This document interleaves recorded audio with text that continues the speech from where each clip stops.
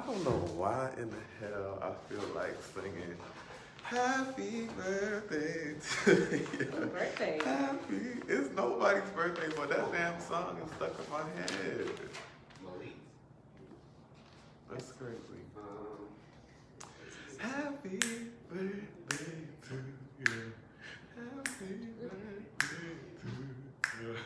Happy birthday. Happy birthday. What did I just forget the number to the call in? What's the call in? 678-433, right? 9333. Okay, that's it. I just had a. Oh, okay. Because I can't remember that number off the top of my head. Happy New Year. Happy New Year, y'all. What's up? Where y'all at? Come into the room. You know, my phone might be tripping. Oh, we got 2 viewers. All right, Black Power Comrade Chiconze, Black Power Comrade Valencia.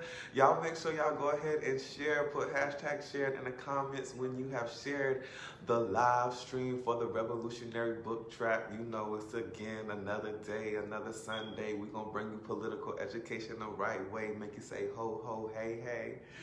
That's right. That's right. Black Power Comrade Robert. Y'all make sure y'all share. Today is going to be a great episode like always. Yeah, so y'all make sure y'all come on. It's Sunday. We got to get this political education out to our brothers and sisters. How you feeling today, Comrade Nyah? You feeling okay? I feel good. It's cold, but I feel good. Yes. Ooh, show them your hair. Y'all look at Comrade Nyah's hair. She got the jewel. It's all bedazzled and stuff like that. She looking real cute. Black Power Comrade hair, Terima. your hair. Child, you know, it's a little like, you know, I had to get my lace front thrown on, you know.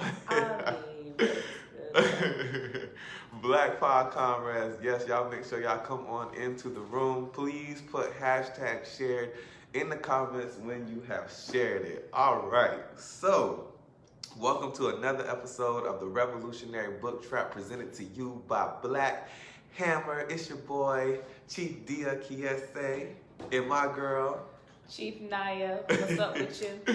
Yes, and y'all know to expect us each and every Sunday at 11 a.m. Eastern Standard Time right here for the Black Hammer Facebook page. Yes, so if you're just joining us, we are in the middle of reading How Europe, Underdeveloped Africa, written by Rodney, which has really been a great read up until this point. Amazing. Yes, it's been just like so fantastic, and fantastic in terms of, you know, just really being able to contextualize what Europe has been able to do to Africa in the past, which has direct relations to, you know, the condition that Africa is in right now in terms of development and underdevelopment. And right now we're up to chapter 3. So please, if you're just joining us, go ahead and click on the PDF link, or we got the audio link so you can listen, so you don't even have to read. So many options for you. So many options. So y'all, please just make sure y'all share this video so we can go ahead and get into this discussion. But before we do that, as you already know, what we got coming up, Comrade Nyah? So we got the Atlanta-based food drive. Our second one is going to be taking place on January the 18th at 11 a.m. We're going to be meeting up at Woodruff and Hertz Park in the area. So if you're in Atlanta and you want to help us get that set up, please hit us up so we can get you involved. We are taking donations at the Cash App BlackHammer.org, $BlackHammer.org. I think the links are there. We also have the Orlando food drive, and that's taking place. Oh my goodness. We have events set up. I want to say it's January the 25th. I have the event saved on my page. Why you pulling that up, Comrade Nyah? I do like how you slipped in there that we are raising donations for the homeless food drive. So today, as we do every Sunday, well, I think we only have one more episode of the Revolutionary Book Trap before we do the food drive. And so today we have a goal of raising $75 for this episode of Revolutionary Book Trap. So like Comrade Nyah said, please go to the Cash App,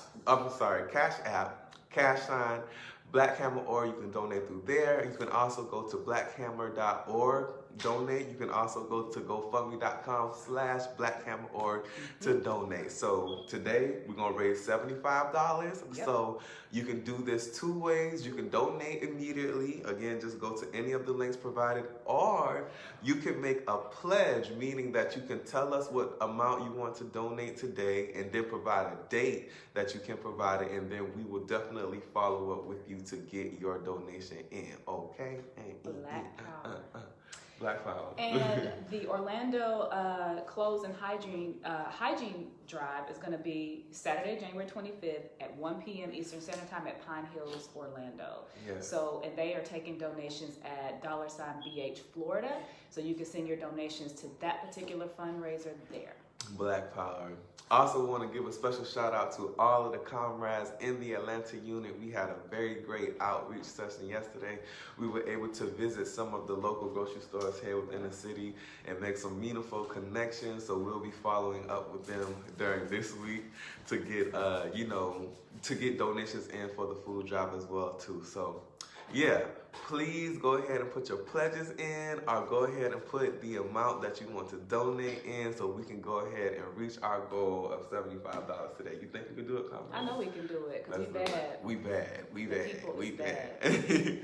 All right, y'all. So let's go ahead and jump into this discussion. So we are now on chapter 3, and chapter 3 is entitled Africa's Contribution to European Capitalist Development, the Pre-Colonial Period.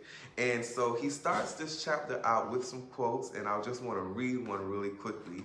And it states, if you were to lose each year more than 200 million livres that you now get from your colonies, if you had not the exclusive trade with your colonies to feed your manufacturers, to maintain your navy, to keep your agriculture going, to repay for your imports, to provide for your luxury needs, to advantageously balance your trade with Europe and Asia, then I say it clearly, the king would be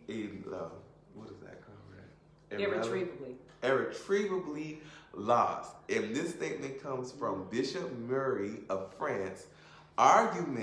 Listen to this, argument against France ending the slave trade and giving freedom to its slave colonies, presented in the French National Assembly in 1791. 1791. So here you have this bishop that is saying outright that if Europe didn't have access to exploiting African labor, if it didn't have access to stealing the resources from Africa, the economy would be lost. It would be non-existent. Mm-hmm. And that, we have so many, in this chapter, he lays out so many different examples, but for this to come from someone who you could imagine has such a prominent position in, European capitalist society, it's just very telling of how, how vicious and how how vested. Yeah, they that are. too. Yeah, exactly. In the slave trade. Exactly. So he begins this chapter by stating that development and underdevelopment help each other by interaction, meaning that pretty much in simpler terms, Europe would not have been able to develop if it did not underdevelop Africa. Right. And he also goes on to say that, what does he say? Western Europe and Africa, the relationship ensured transfer of wealth, which made possible. I'm sorry. Hold on, y'all. Y'all know my notes is all numbered up here. Hello. Hey, good morning. It's good. See, we live, y'all. We live. Anything can happen on camera, okay? Okay, so he pretty much says that development, and underdevelopment, in order for any of them to transpire, there had to be some type of interaction. And so mainly what we see is Western Europe and Africa had a relationship which ensured the transfer of wealth from Africa to Europe. So this is where the basis of development and underdevelopment comes from. So he also goes on to say the transfer was possible only after trade had become truly international. And it was another line that I thought I wrote it down. Hold on, let me see if I can find it.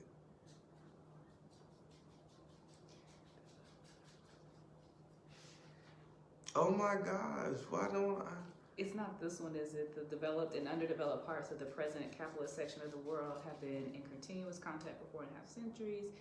The contention here is that over that period, Africa helped to develop Western Europe in the same proportion that Western Europe helped to underdevelop Africa. Say it one more time. Okay, I'm reading more pronounced this time. The developed and underdeveloped parts of the present capitalist section of the world have been in continuous contact for 4.5 centuries.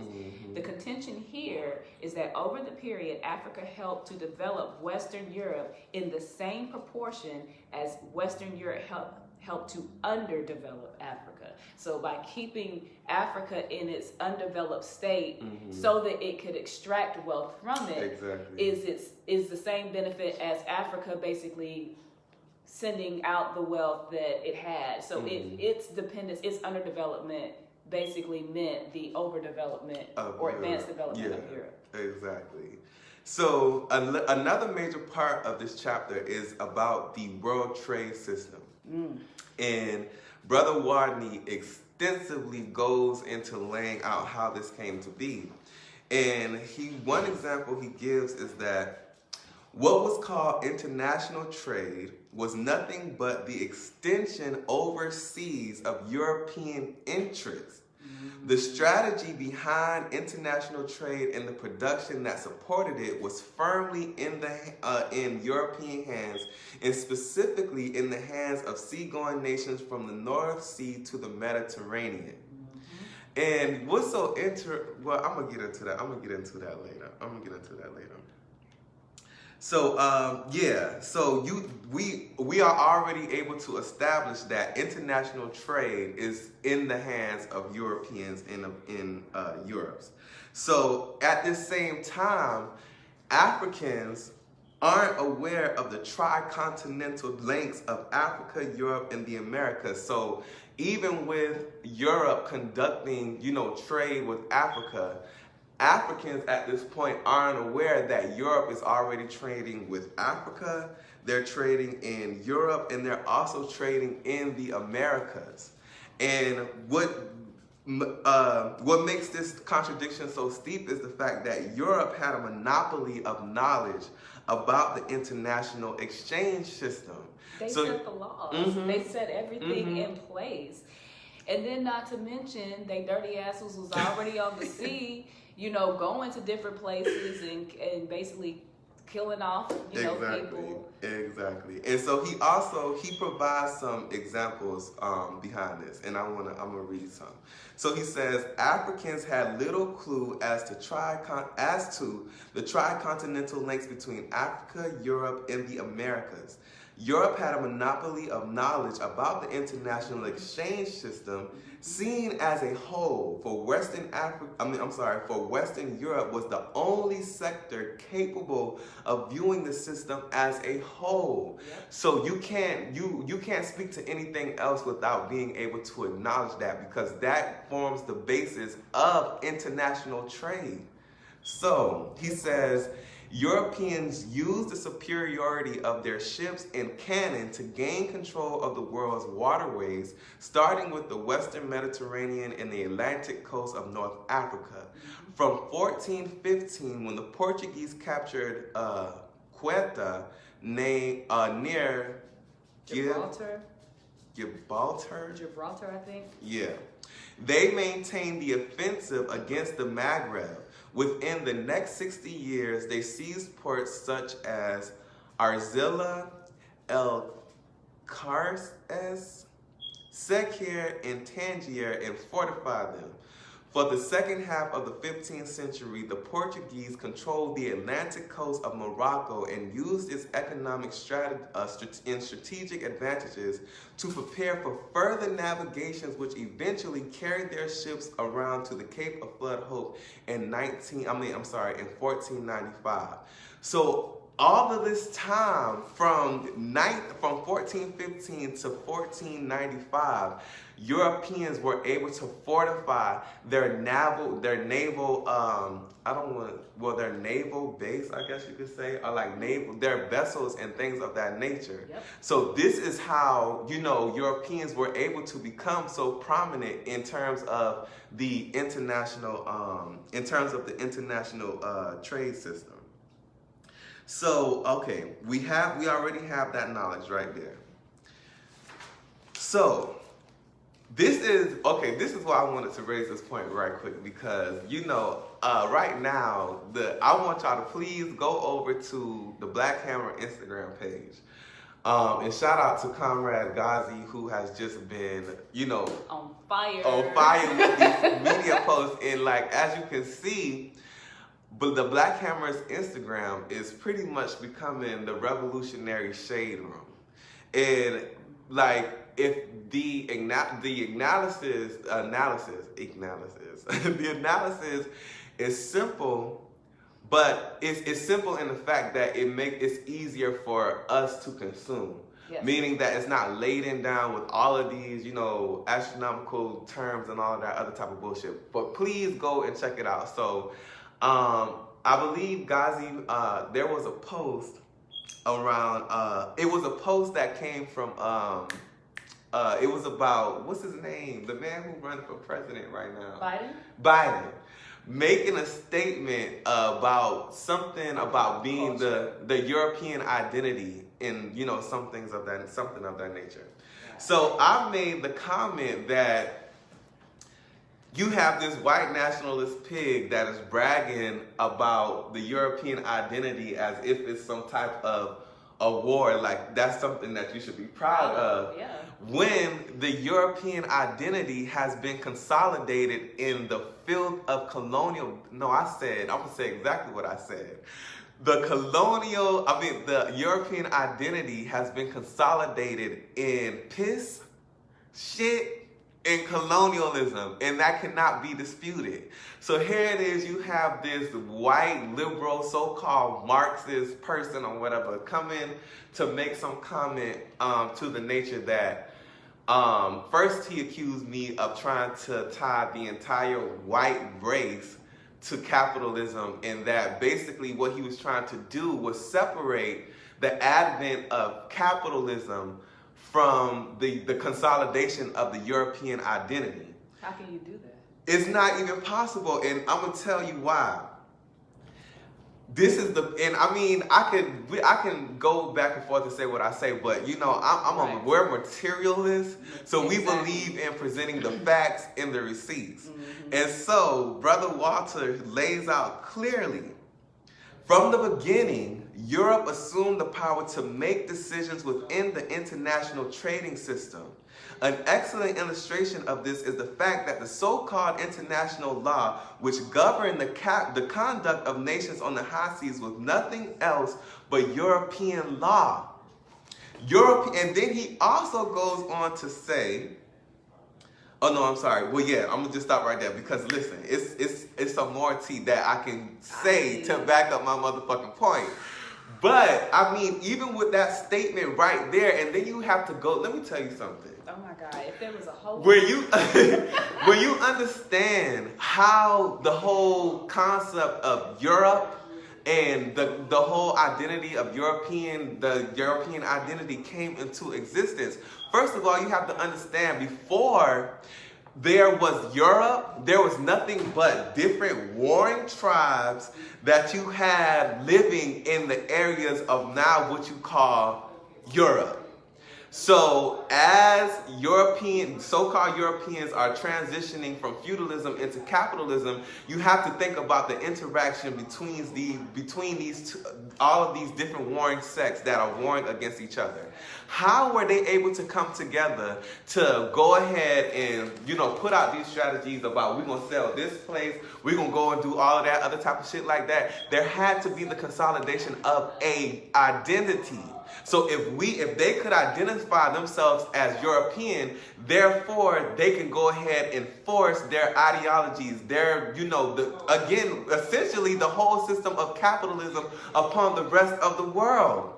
Dear, you better reach. So how in the hell can you sit here and see? This is why I don't deal with this Marxist bullshit. Okay, because first of all, you're talking about this whole Marxist theory or something like that, and that's not to say that Karl Marx did not criticize capitalism, because he did. But at the same time, the whole basis of Marx's research was even funded by capitalism. His best friend's father, who funded his research, owned slaves. So even from right there, Marx's analysis is given from it's given from a position on the pillar of capitalism. Yes. And then he wants to say that my comments was reactionary. What the fuck was reactionary about any of the facts that was laid out? You can't start at no basis without acknowledging that. And for you to even say that just goes to show you like how delusional these forces can be, like these white leftist people can be. Then he had then he had the nerve to say that Black Hammer is not an international organization. Oh, really? I'm sorry, Combat. Were you getting ready to say something? Yeah, I was, but yeah, but that just goes to show you how motherfucking baseless and just how false, these white leftists come in. Okay, whatever. They're psychopaths. Yeah. So again, with Europe being able to constitute itself as the ruling factor in all of this, and what they were able to do was to decide what role the African economy played in all of this. Mm-hmm. Meaning that they were able to dictate what Africa was able to export. And trade. And so he says what was able to bring Africa into this relationship with Europe is that Africans at this point in time were trading with the Europeans. So it was even in this, it's all happening simultaneously. So while Europe is able to dictate what happens in Africa's economy, at the same time, Africa is still actively trading with Europe. So if I'm able to control what goes on to your economy, then you become dependent upon what I'm able to provide to you. And y'all, we gotta go. I know we're going off. I'm sorry, but we gotta go, y'all. We got a goal this morning of raising $75 for our homeless food drive that is taking place right here in Atlanta on the 18th, and that's also happening during the weekend, MLK weekend, the weekend of Martin Luther King's birthday. And I think that's another powerful thing for us to be comrades on the ground, feeding our homeless brothers and sisters in the city, where this African man that was able to mobilize hundreds of millions of African people to at least consciously recognize that we needed to change our situation here as Africans trapped in colonialism and white imperialism here in America. Now, we understand that in some terms, the work that was done by Martin Luther King Jr., I want to say that it was not contradictory, but it was like elementary in terms of the development of the consciousness of the development for Africans here in, America to understand that no, we didn't need to integrate into this white capitalist system. We needed to, pretty much destroy it. But what we can say is that the contribution that Martin Luther King Jr. made to the overall liberation struggle is pretty substantial. And that has to be acknowledged. And then just also recognizing that at the later half of his life, Martin Luther King Jr. began to really understand, what America was. And I mean, so yeah, we're going to be doing it on the 18th, that Saturday from 11 to, from 12, is it 11? Okay, 11 to 2, I'm sorry, yes.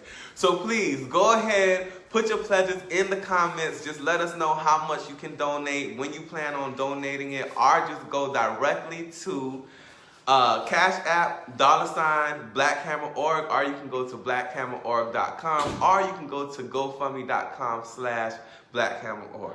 So go ahead, make your donations today. So, I see you smiling. I just have I'm just so full of love right now. Like everything that you just said. But then I also wanted to point out something that you said. First of all, that was my read that back. I wanted to point that out. And then secondly, you had mentioned that Europeans basically were able to dictate the role that African people had in the slave trade, and they also dictated the quality of goods that they were able to trade with them. And I think that's really important because they weren't going to give them the best of the best guns or the best of the best goods. They were going to give them things that were like, behind in technology. So they really wouldn't have they didn't want them to be militarily ready to fight them if they found out what was really happening.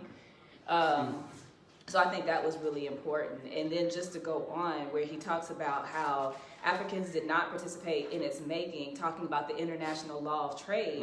And in many instances, African people were simply the victims, or the law recognized them only as transportable merchandise. So they were not only participants, but they were like the actual product that was going out of the fucking continent. If the African slave trade, if the African slave was thrown aboard at sea, the only legal problem that arose was whether or not the slave ship could claim compensation from the insurance. So insurance, like how are we going to get that money back for this work that we just threw overboard? Above all, European decision-making was exercised in selecting what Africa should export in accordance with European needs. A commodity. That is exactly what this whole land became, including its people. Say it, Nyah. Say it. And then even I want to say that Walter Rodney, even makes it a point to even say what started off to be the main thing that attracted Europeans to Africa, which in many ways he says is gold. He says Europeans were anxious to acquire gold in Africa because there was a pressing need for gold coin within the growing capitalist money economy. Now, this is okay. Listen to this. Since gold was limited to very small areas of Africa, as far as Europeans were then aware, the principal export was human beings. Europe allocated to Africa the role of supplier of human captives to be used as slaves in various parts of the world. So don't you ever come out of your motherfucking mouth talking about some white people don't have anything to do with the consolidation of capitalism as a global world system. Don't you dare. Don't you dare. Don't you dare.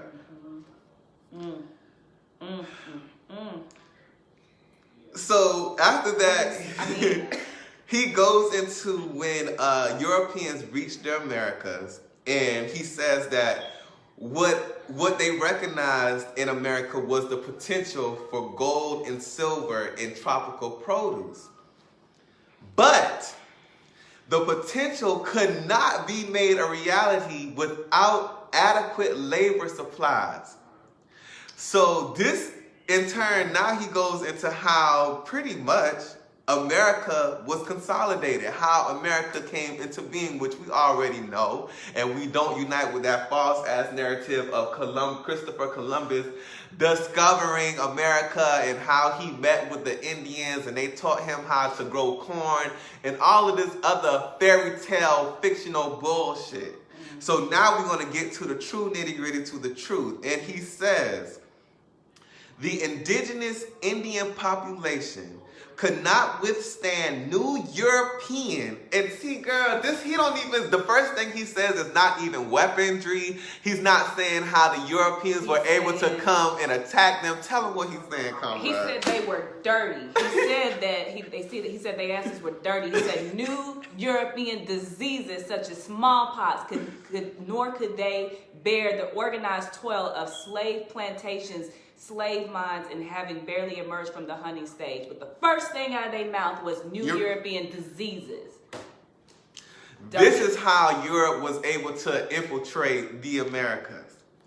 And then he says, that is why the islands like Cuba and Hispaniola, the local Indian populations were virtually wiped out by their white invaders because of this Virtually wiped out. That means that they had to take them from, imagine you have a certain amount of people and taking them down to less than 10% of the population that was there originally. And just so we're clear, this is what caused the need. This is what created the basis for Europe to make Africa this market for selling black bodies.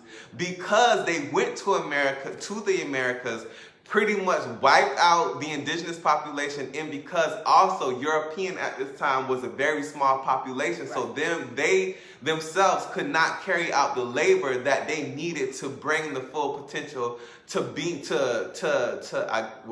manifest the full potential that they so-called saw in the Americas. So therefore, as Brother Rodney says, Africa, which incidentally had a population accustomed, oh God. What made Africa so ideal to become this warren of black skins, for the sale of black skins, is the fact that you got to understand that prior to European invasion, we already talked about how African people were already the forerunners of agriculture, of being able to herd cattle and the domestication of animals. So if you already have a continent of people that are familiar with working the land, that are familiar with raising domestic animals and all the things of that nature. This is how the Europeans viewed Africans in Africa. Who sound lazy to y'all? But we need to pull ourselves up by our own bootstraps and all of this other type of So welcome, Kendrick. Thank you for joining us. Black Power, Comrade Kendrick. So I want to salute my comrade Nyah and just say that this sister has, just really, first of all, we've had people reach out to us about being able to participate in the Revolutionary Book Club that did not have access to Facebook.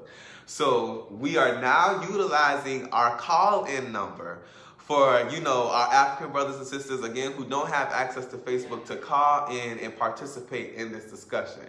So that goes to say, if you have friends or family members who would be interested in participating in the book club but don't have access to Facebook, we can definitely provide you with the call-in number where you can call in and listen to the discussion and even offer your commentary or, any points of discussion as well, too. My comrade be on it. She be on it. So, Black Power. Black Power. So, again, at this point, Europe is being able to tell Africans what it is that they can export.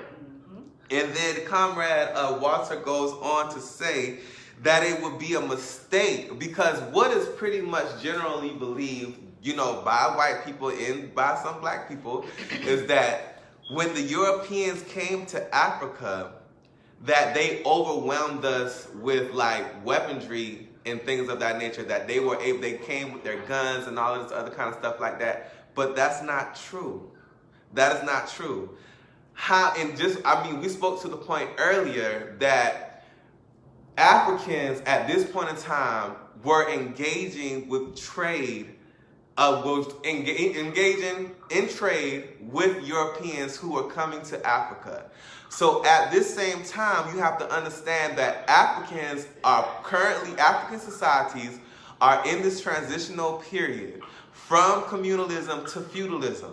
We already spoke about, the different contradictions that we saw between the pastoralists and the cultivators and things of that nature, and also that these African societies, most of them did not reach the development of what you call, the state. And we understand that when a state was able to come into being, that dictated your economy, your trade systems, how you interacted with other African societies. So we already have the understanding that at this point in time, the African societies we weren't really exchanging, interacting with each other. So Walter Rodney goes on to say that this is how Europeans were able to play upon that. Yep. There was no there was pretty much no interaction between these African societies. And he makes this point where he says, European power resided in their system of production, which was at a higher level than Africa's at that time. European society was leaving feudalism and was moving towards capitalism. African society was then entering a phase comparable of feudalism, which we have already discussed. And this is where he drive the points home. He says, the fact that Europe was the first part of the world to move from feudalism towards capitalism gave Europeans a head start over humanity elsewhere in the scientific understanding of the universe, the making of tools, and the efficient organization of labor. European technical superiority did not apply to all aspects of production, but the advantage which they possessed in a few areas proved decisive. Okay, yeah. Then he also goes on to, so there we have that point right there. So this, going back to what we were just speaking about earlier, about, Africans participating in trade with Europeans. So here you have Europeans who come, with all of these, different technical advantages and things of that nature. So, oh my God, like just the understanding you get when you it's laden with the fundamental reason why capitalism exists and what, white quote unquote superiority and the way they dominate everything. It's just laden with that. And when you understand that, you understand a lot. A lot. And it's just every bit of this chapter is just so important. Yeah. And so he says that because Europe, had all of these, technical advantages and things.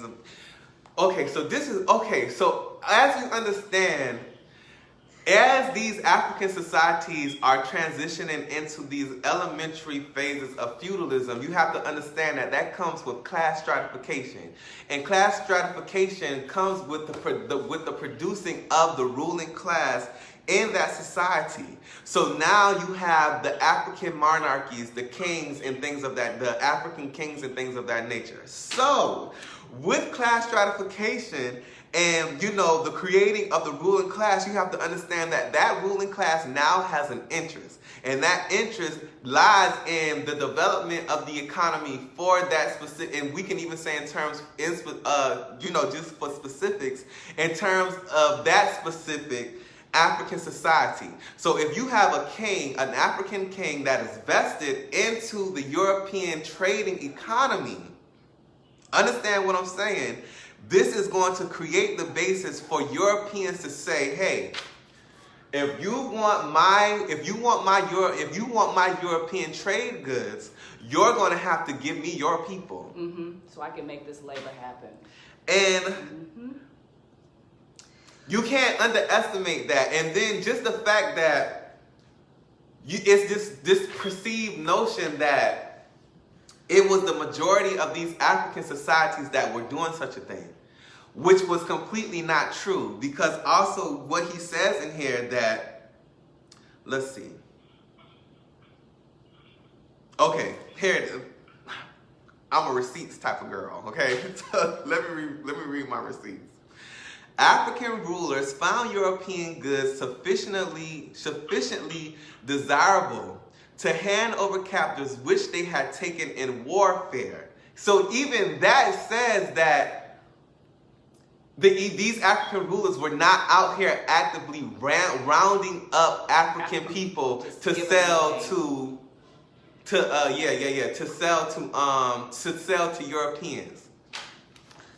It's so many different epiphanies that they were just just greedy, and that they wanted to just give African people away. That's the other misconception that we're continuously told, is that y'all sold yourselves into slavery, so you're just as accountable for what happened to you as anything the Europeans would have done. So he goes on to say, soon war began to be fought between one community and another for the sole purpose of getting prisoners for sale to Europeans, and even inside a given community, a ruler might be tempted to exploit his own subjects and capture them for sale. So even in that understanding, that speaks to the interest of that African monarchy. And he says, what does he say? A chain reaction was started by European demand for slaves and only slaves, and by their offer of consumer goods. This process being connected with divisions within African society. It is often said for the colonial period that vertical political divisions in Africa made conquest easy. This is even truer of the way that Africa succumbed to the slave trade. National unification was a product of mature feudalism and of capitalism. Inside Europe, there were far fewer political divisions than in Africa, where communalism meant political fragmentation with the family as the nucleus, and there were only a few states that had real territorial solidarity. Furthermore, when one European nation challenged another to obtain captives from an African ruler, Europe benefited from whichever of the two nations won the conflict. So, I mean, oh my God, this goes to the present proxy wars that we see happening in Africa right now. How Europeans have been able to come into Africa and pit one tribe against the other. What we're going over now is the basis of all of that, even of what we're seeing right now in the year 2020. I want to read some of these comments because we have quite a few. Alex said his read that back was, in the simplest of societies where there were no kings, it proved impossible for Europeans to strike up an alliance which was necessary to carry on a trade and captives on the coast. If Europeans could unite under imperialist colonialism, only Pan-African unity can resolve colonialization. And then there was something else he said later that I wanted to make sure that we clarified. He said, when we were speaking about when they came to the Americas and they inflicted what they did on the indigenous people, they said that's actually the one point which I highly disagree with, Brother Rodney. The indigenous Indian population could not withstand new European diseases such as smallpox, nor could they bear the organized toil of slave plantations and slave mines, having barely emerged from the hunting stage. It implies that indigenous folks died because their society was not advanced enough. And I think that Alex, I do think that as far as I was focusing more on the disease, the fact that they brought disease, which is very well documented. I mean, even they say that. And I don't think that it was, because in African societies, we had, we were advancing into something comparable to feudalism. I don't want to present that this book is about where the indigenous people were with their developmental stage. And I don't think that's fair for me to do that or for us to do that reading this text. However, I do think that it's very important to focus on the fact that when the Europeans reached the American lands, that their presence there, their disease-ridden cells were there to such a degree that they were able, just with that by itself, And even if those people were able to work under normal conditions or had advanced, they had been made sick to the point where maybe they couldn't work in those conditions. And then also, even beyond that, at the most simplest basis, because of course, we understand that the indigenous population of the Americas was thriving for millennia. But I don't think we can overlook the fact that Europeans traveled from a whole nother part of the world. And you're talking about Europeans bringing diseases to indigenous populations that had already developed, their own medical systems to cure diseases that, came about in their natural habitat. Right. Developing medications that spoke to their specific needs, because what the Europeans brought to the indigenous population was something that they had never even experienced before. So I think we have to also take that into consideration, and that is not to, definitely downgrade the development in the indigenous population, but they were faced with something that they had never interacted with before. And I mean, even that's like, for example, so Africans, Africans born in America who, and I think they even, it's like a process that you have to go through, like, if even traveling from different parts of the world, you can't even drink, some parts of the water, in Africa, being that your body isn't accustomed to, I guess, the water there. And you can actually get sick. Right. So that's why they advise you to drink like bottled water and things of that nature. But yeah, I don't think what he's saying is undermining the advancements of the indigenous populations here. So okay, yeah. So just continuing, and on the basis of how Africa was pulled into this whole relationship of slave trading and things of that nature. Walter Rodney also goes on to say that the rulers had a certain status and authority, and when bamboozled by European goods, they began to use their position to raid outside societies as well as to exploit internally by victimizing some of their own subjects. I'm sorry, sorry about that, comrade. Okay, so now this is where he leads and to take us to, what did he say? Let me get to my handy dandy notes. Wow. What's that? Well, just, so they're basically, to what I was grabbing from that was just you'd already touched on it, but just like the forcing of these different societies to have to participate in the export of human beings out of the continent. And like, even when those that did try to resist that movement, the surrounding, and I think it goes into it a little bit later, I'm not sure if we've gotten there yet, but when they're talking about the Angolan state of Mateba on the... Oh yeah, that's what I was getting ready to go into. Yeah. So it's my page 80. The Angolan state of Mateba on the River Quango was founded around 1630 as a direct reaction against the Portuguese, with Queen Zinga at its head. Mateba tried to coordinate resistance against the Portuguese in Angola. However, Portugal gained the upper hand in 1648, and this left Mateba isolated. Mateba could not forever stand aside, so as long as it opposed to trade with the Portuguese, it was an object of hostility from neighboring African states, which had compromised with Europeans and slave trading. So in 1656, Queen Zinga resumed business with the Portuguese, a major concession to the decision-making role of Europeans within the Angola. So it's like they dominated, and like you had already said, they used the different states and played them against each other. And then once they gained the upper hand with the surrounding states, even one state that was within that area that tried to resist that, they didn't really have a way to trade or barter with even the neighboring states between themselves. Then, like you said, they faced hostility from other states that were again compromising with Europeans. And then, well, he goes on to just, lay out other examples of African resistance, to what was happening. And next he talks about the Baga people in what is now in the Republic of Guinea. That's how you pronounce it? Guinea. So he says the Baga lived in small states, and in about 1720, one of their leaders, Toba by the name, aimed at securing an alliance to stop the slave traffic. He was defeated by local European resident traders, mulattoes, and other slave trading Africans. It is not difficult to understand why Europeans should have taken immediate steps to see that Tomba and his Baga followers did not opt out of the role allocated to them by Europe.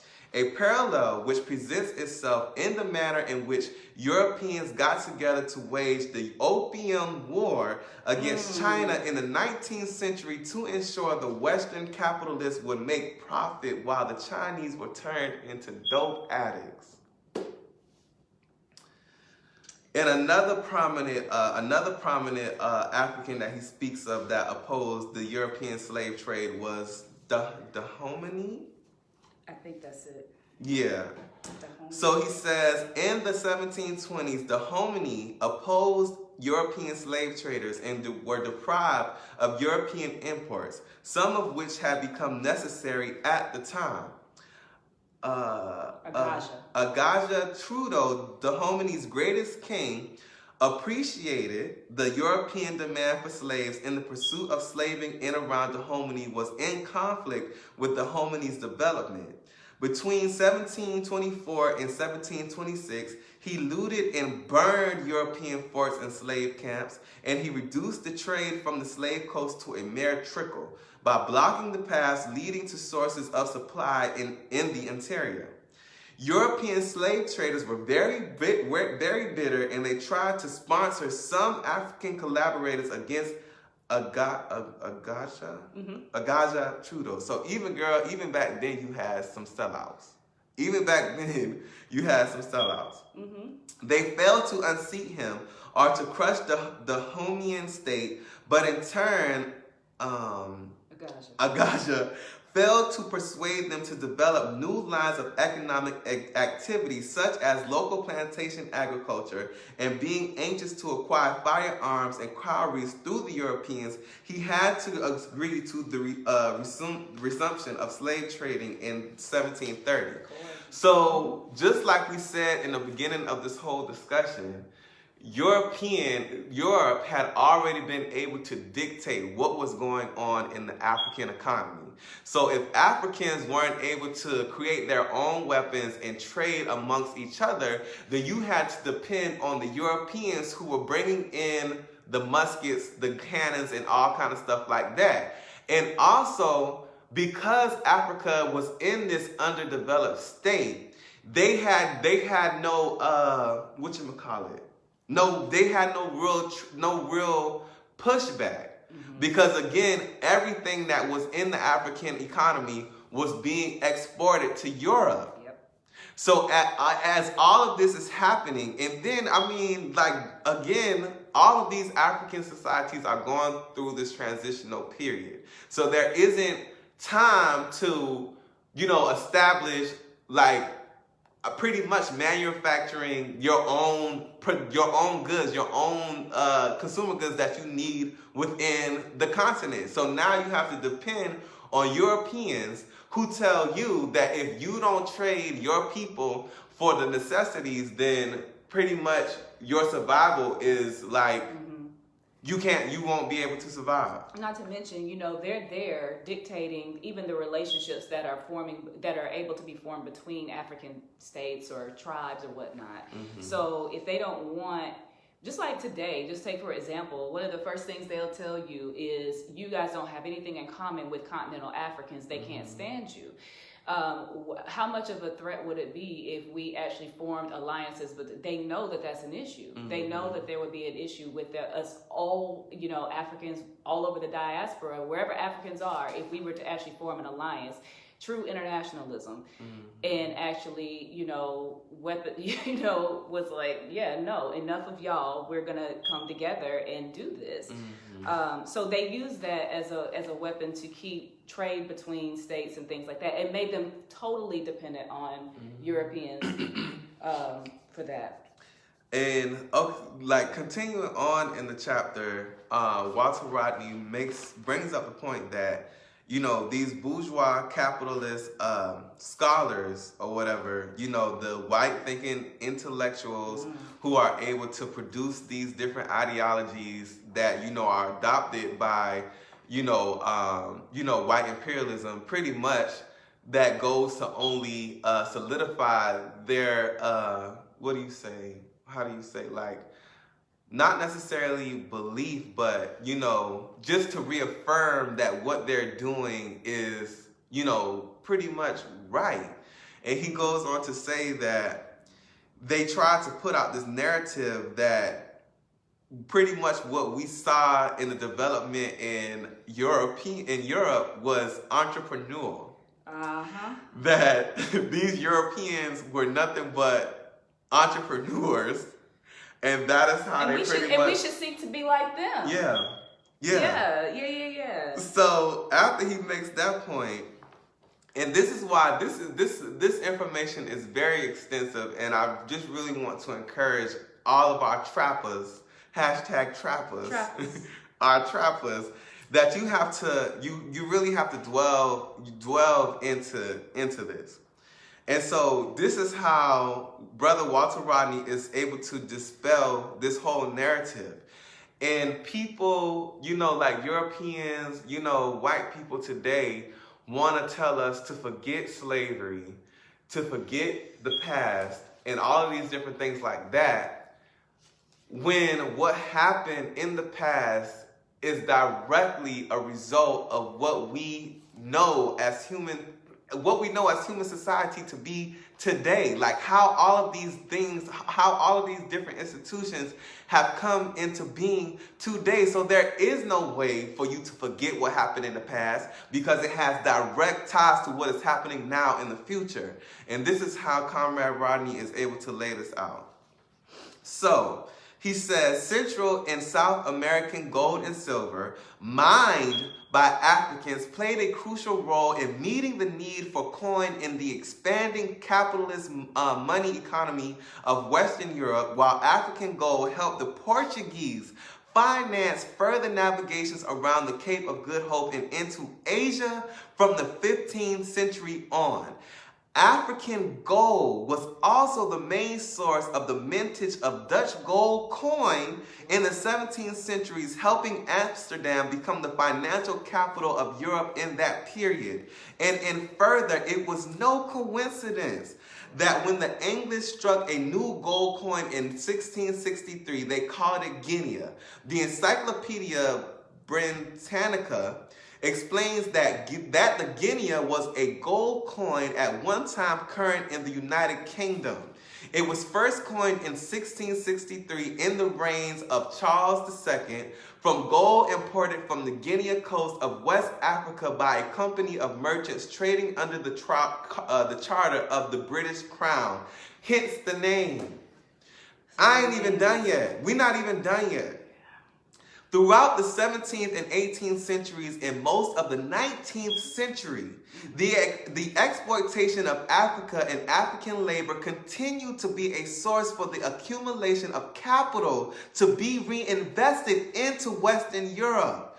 The African contribution to European capitalist growth extended over such vital sectors of shipping, insurance, the formation of companies, capitalist agriculture, technology, and the manufacture of machinery. So literally everything that we use today, banking systems, insurance companies, your ancestors' blood was tied into it. I need you guys to really grasp what is being laid out here, because like Wells Fargo, these.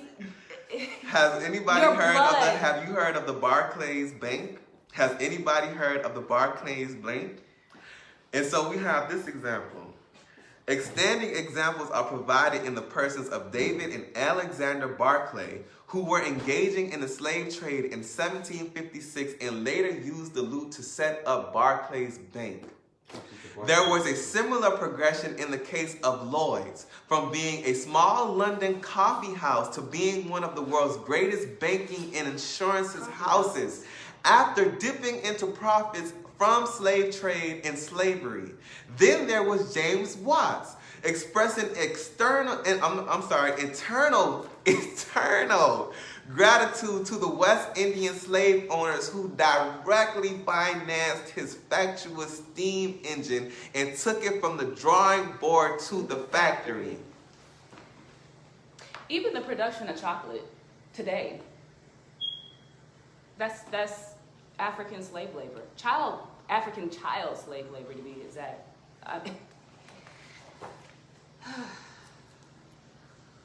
Now we got to get into, because now that we understand that is happening on a global scale, we can speak to how the Americas were affected directly. So listen to this. Europe transferred. Listen to this. So you can understand the basis of your oppression and colonized existence as an African stolen to America. Europe transferred its capitalist institutions more completely to North America than in any part of the globe, and established a powerful form of capitalism.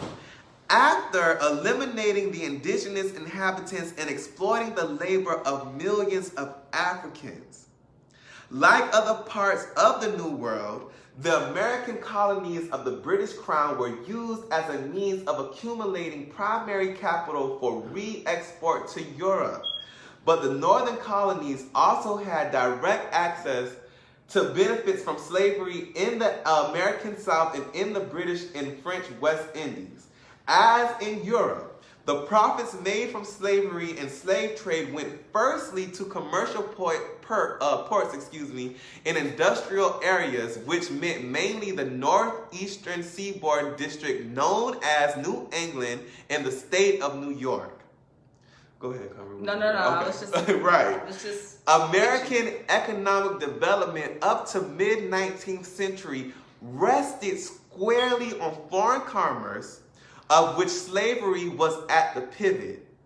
In the 1830s, slave-grown cotton accounted for about half of the value of all exports from the United States of America. Get into this. For instance, in New England, trade with Africa, Europe and the West Indies and slaves and slave-grown products supplied cargo for their merchant marine, stimulated the growth for their shipbuilding industry, built up their towns and their cities, and enabled them to utilize the forest, fisheries, and soil more effectively. Finally, it was the carrying trade between the West Indian slave colonies in Europe which lay behind the emancipation of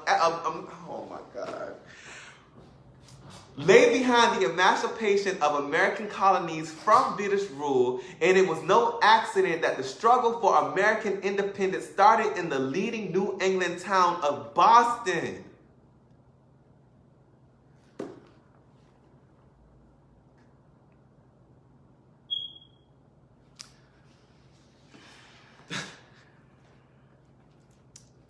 There was something else I wanted to go back to when we finish this section, because I want to make sure that we do dissect this really well. But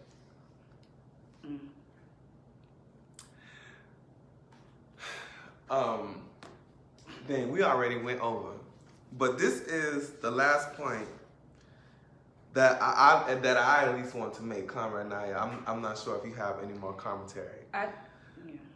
Because for a long time now. And because we understand that the history books have been being whitewashed, and you already have all of these different, ideologies based in white imperialism that has been forced upon us, and of course we already see how the whole, you know, the history of slavery in America has been painted as, you know, Africans coming to America as indentured servants, African slavery not being as hard on Africans, and, you know, just pretty much just whitewashing the history of slavery, not only in America, but pretty much all the way around the world. And a major component of that is based on the Civil War. Because for so long it has been pushed that the Civil War was fought to free the slaves in America. That the North is some type of progressive, you know, the northern states were progressive and they frowned upon, you know, slavery and things of that nature. So let's go ahead and dispel all of that bullshit. Slavery is useful for early accumulation of capital, but it is too rigid for industrial development. Slaves had to be given crude, non-breakable tools which held back the capitalist development of agriculture and industry. That explains the fact that the northern portions of the United States gained far more industrial benefits from slavery than the South, which actually had slave institutions on its soil.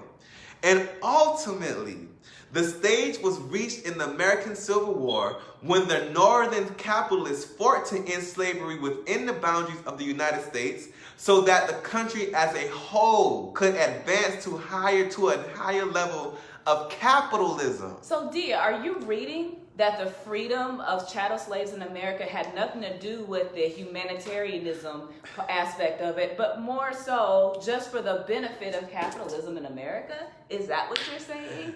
Girl, that's exactly what I'm saying. Oh, okay. And to even further that point, in effect, one can say that within the United States, the slave relations in the South had by the second half of the 19th century come into conflict with the further expansion of the productive base inside the United States as a whole, and a violent clash ensued before the capitalist relations for legally free labor became generalized. Oh my God. Black power. Yeah, we could go on and on about that. I wanted to actually just make a point before we close out about, you know, there are people that still try to quantify the monetary profits or the financial gains for the Europeans, you know, and what they got from slavery. And on page 83, I thought it was important to mention here, and I'll say why in a minute, but some attempts have been made to quantify the actual monetary profits made by Europeans from engaging in the slave trade. The actual dimensions are not easy to fix, but the profits were fabulous. John Hopkins made 3 trips to West Africa in 1560s and stole Africans from whom he sold to the Spanish in America. On returning to England after the first trip, his profit was so handsome that Queen Elizabeth I became interested in directly participating in his next venture, and she provided for that purpose a ship named Jesus. Hawkins left with the Jesus to steal some more Africans, and he returned to England with such dividends that Queen Elizabeth made him a knight. Hawkins chose as his coat of arms the representation of an African in slaves. And the reason I thought it was important to read that, and the Queen Elizabeth of today is a direct descendant of that. So, you know, this Meghan Markle character that married into that family and how that would benefit Africans, even if she were somebody who identified heavily with her African lineage. I'm not really sure what that means for the benefit of Africans marrying into the royal family when they're direct, they were a direct beneficiary of the slave labor that was being exploited and taken from the African continent. I don't really know what that means. I don't know how that means. And that's the first place I also read about. I'd heard about the Jesus ship, but that's also like, so y'all, I'm not gonna say that but I mean, just, you know, the fact that this ship was given for that particular purpose. I mean, that has a whole new meaning about Jesus to me. Mm-hmm. But I thought that was important to read. Black power, extremely important. And in closing, I just want to say that, you know, it's just so much in discussion that you can, there's just so much you can pick up from the discussion that is being carried out, you know, between me and Comrade Nyah and yourselves in the comments, you know, in terms of, you know, this book. But I think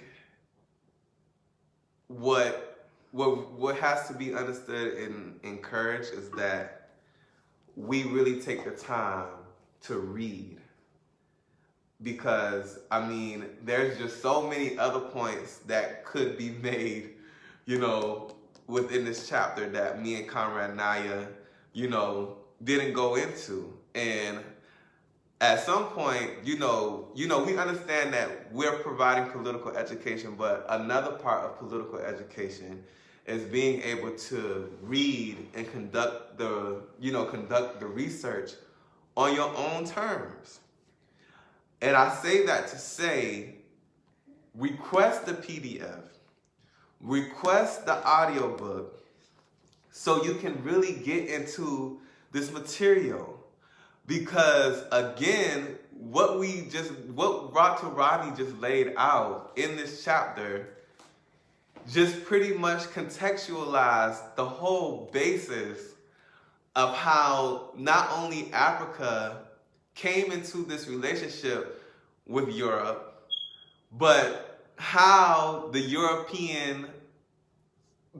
how Europe was able to make capitalism a global system, and just the whole, say it again, Conrad? Set up for their benefit alone. Set up for their benefit alone. And the relationship, the oppression, the colonialism that we as Africans face here in America. And the fact that there would literally be no economy, there would be no technology. And this is the literal truth. This is the literal truth. Literally. America and Europe in period would not be in existence today if it was not for the enslavement of African people. The very McDonald's that you go into, the grocery stores that you go into, the insurance companies that you go into, the technical stores like Apple and Microsoft, to the people who manufacture your noodles, your rice, your milk, your eggs, your bread, your clothing, the toothpaste that you use to brush your teeth, the materials that go into that that create the toothbrush, your pharmaceuticals, the very device that you're watching us on right now, without slavery, without the enslavement of African people, would not even exist right now. So when you can tell, I mean, literally, the blood of our ancestors are tied into every aspect of this global economy that we see. And we have a historical account of it right here. Like, on some real shit, white people owe you the motherfucking shirts off of their backs. Literally. And I'm not saying that in some sense of black nationalism. I'm saying that in the way to motivate you to understand that this is why you have to participate in the revolutionary work. This is why you have to get organized. This is why you have to extend some portion of your time, some portion of your resources, some portion of your being to the revolution. And that's not to overlook the understanding that we are colonized, and even in the fact that we aren't able to fully participate in this revolutionary project is because of colonialism, is because we're colonized, even speaks to the fact that that white imperialism has designed it that way. Why they had to salt the earth with drugs. Why they had to make it a requirement for African fathers not to be in the household, for black women to receive benefits from this government. Like, that is what all this is tied into. This is the basis of colonialism and white imperialism. So, join Black Hammer. Donate to the Atlanta Unit Food Drive. Donate to the hygiene. Is it a hygiene drive? Mm-hmm. That is happening with our comrades. Shout out to comrades Robert and Gigi in Orlando. Mm-hmm. Clothing in hygiene. You can only judge a revolutionary organization based on its work and what they're doing materially in the world to change the conditions of African people in America. And Black Hammer is doing that shit. Mm-hmm.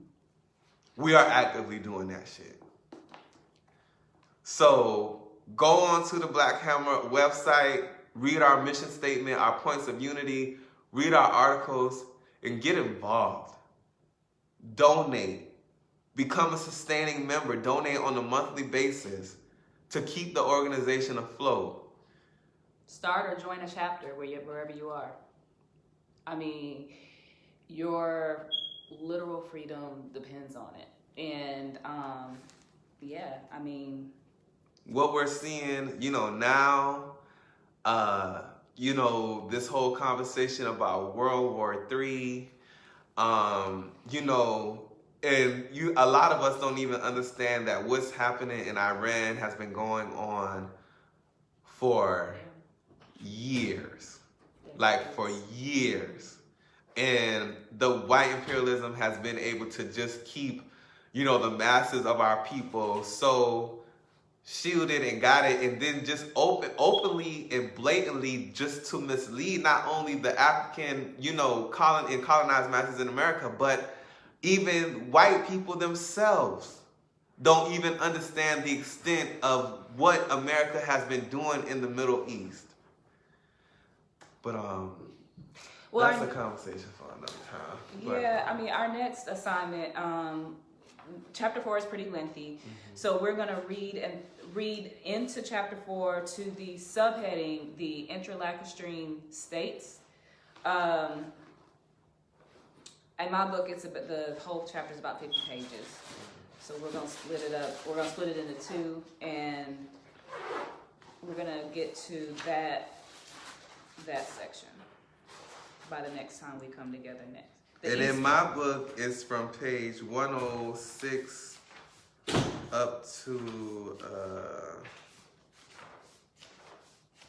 the Eastern interlacustrine states.